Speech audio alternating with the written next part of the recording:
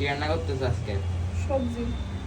সবজিগুলা চিংড়ি মাছ, মানে সব ধরনের মিক্স মাছ দিয়ে রান্না করবো আমার জন্য। মাছ মাংস করে। মাছ মাংস রাখবো না, তোমার জন্য ডাল রান্না করছি। আর কি? আর কিছু লাগবে না। শুধু ডাল দিয়ে খাবো না।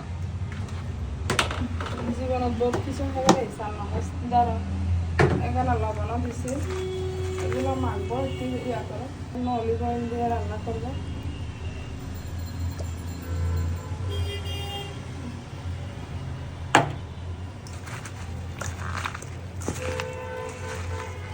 ভালো করে মেখে নিতে হবে, এগুলো ভালো করে একদম।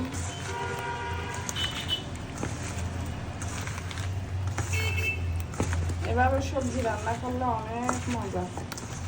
পানিটা পান